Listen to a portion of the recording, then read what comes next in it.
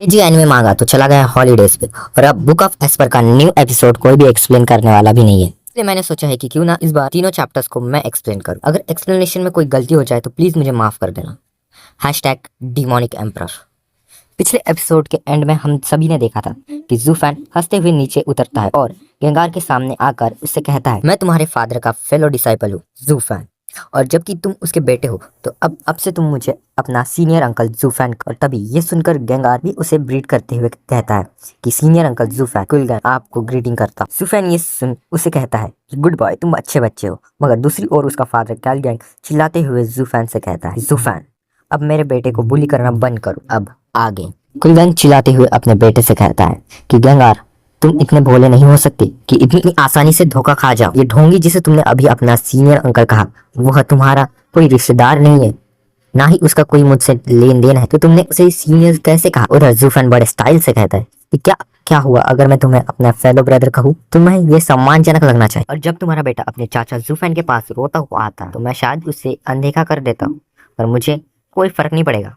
गंगार अपने मासूम चेहरे से कुलगैंग से पूछता है, बट डैड वह आपका बड़ा भाई नहीं है तो वह आपको क्यों चिढ़ाता रहता है, पर आप उन्हें कुछ बर्दाश्त भी कर रहे हैं। कुलगैंग ये जूफैन पर अपना हार्ड पॉइंट करते हुए कहता है कि गेंगार देखो वह कोई नहीं है, बस अपने कनेक्शंस की वजह से इस सेक्ट में आया है।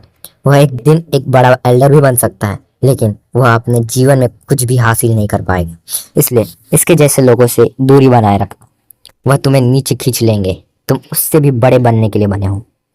तब जूफैन ये सब सुन रहा होता है और अपनी डेडली स्माइल के साथ कहता है कि तो क्या हुआ अगर मैं प्रोडिगल सन हूँ, क्या तुम भी वही नहीं हो जो प्रशिक्षण के लिए अपने कनेक्शंस मटेरियल्स देने के लिए अपने मामूली खिंचाव का उपयोग कर रहे हैं। इंसान के लालच का कोई अंत नहीं है, पावर्स के साथ चमक आती है, इट्स ओनली लॉजिकल।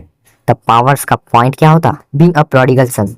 तुम मेरा मजाक उड़ा रहे हो, जबकि रियलिटी में तुम मेरे नक्शे कदम पर चलना चाहते हो और दूसरों को चुनना चाहते हो।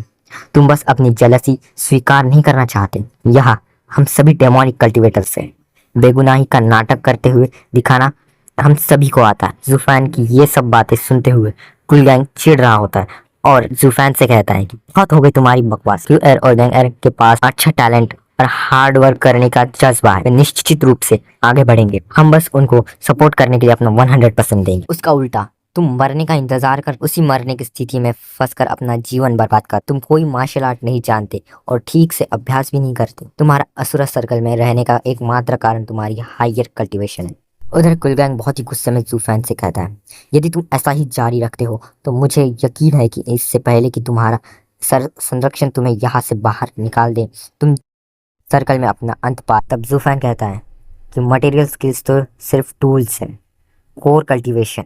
मैं कोई मार्शल आर्ट नहीं जानता, लेकिन मेरा दिल और दिमाग पूरी तरह से डीईओ पर है, जो मुझे इसके सीक्रेट्स को समझने और आगे बढ़ने में मदद कर रहा है। तुम्हारी अंतर्दृष्टि स्किल्स और कल्टीवेशन मेथड्स का भंडार है।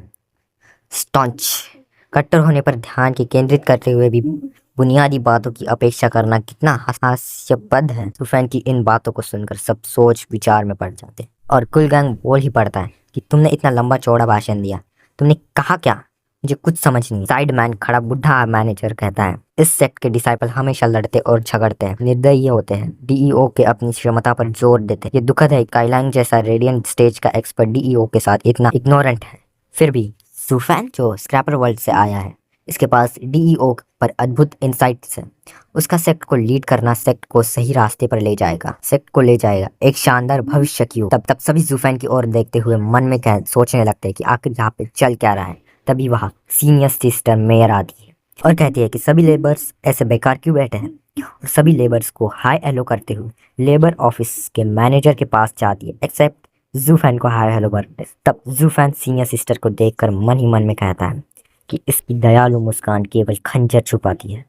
पिछली बार जब वह मेरे सामने आई तो मेरी हत्या कर दी गई, पर इस बार वह यहाँ प्रकट हुई है तो कुछ न कुछ बुरा होने वाला है। इस बार इसका टारगेट मैं नहीं, पर उस तरफ सीनियर सिस्टर मेयर यालिंग के पास आती है। यालिंग बड़ी ही अच्छी तरह से कहती है कि काफ़ी समय हो गया है जब मैं दूर थी, तब पर नज़र रखने के लिए आपका धन्यवाद, मैं आपका आभार कभी भी नहीं चुका सकता। तब सीनियर सिस्टर मेयर हंसते हुए कहते हैं कि तुम इतनी फॉर्मल क्यों हो? हम सभी बहनें हैं।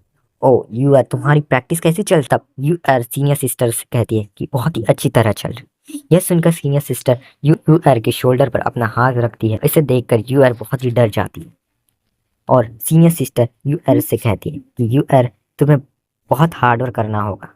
देखो तुम्हारी बहन तुम्हारे लिए कितना कुछ कर, तुम उसके इतने एफर्ट्स को जाने नहीं दे सकती। ये सब कहते हुए सीनियर सिस्टर मेयर यू आर के कंधे पर बहुत ही हाई प्रेशर डाल रही होती है, जिससे यू आर को बहुत ही पेन हो रहा होता है। साइड में जूफान सब कुछ देख रहा होता है और अपनी डबल स्माइल दे रहा होता है। दूसरी तरफ सीनियर सिस्टर यूएल को छोड़कर गंगार के पास वो आती है और कहती है, ओ गंगार, तुम्हारी ब्लड एनिलेशन ट्रेनिंग कैसी चल रही है? उधर गंगार सीनियर सिस्टर से कहता है, बहुत ही अच्छी, मैंने इन दिनों बहुत ही अच्छी प्रोग्रेस की है सीनियर आंट, मैं डेफिनेटली आगे बढ़ूंगा एंड आई एम श्योर कि मैं इन इनर सेक्ट और आउटर सेक्ट में आगे बढ़ने की सक्षम हो जाऊंगा। ये सब सुनकर सिस्टर तब कुल गैंग सीनियर सिस्टर से कहता है, यह सब आपकी वजह से है। गंगार के पास कंपटीशन के लिए इतना कॉन्फिडेंस कहता है कि हमें ब्लड एनिलेशन मार्शल आर्ट देने के लिए केवल आंतरिक संप्रदाय के शिष्य ही पहुंच सकते हैं। मेरे और यूलैंग के निष्कासन के साथ हम आपको पाकर धन्य हैं। यहाँ तक कि हमारे लिए शास्त्र कक्ष में प्रवेश करने के अपने अवसर का उपयोग भी कर रहे हैं।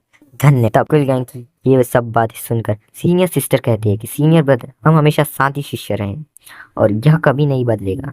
निश्चित रूप से मैं आपकी मदद करूंगी। आपके साथ परेशानी में निश्चित रूप से मुझे एक वरिष्ठ चाची की तरह जूनियर्स के साथ रहूंगी।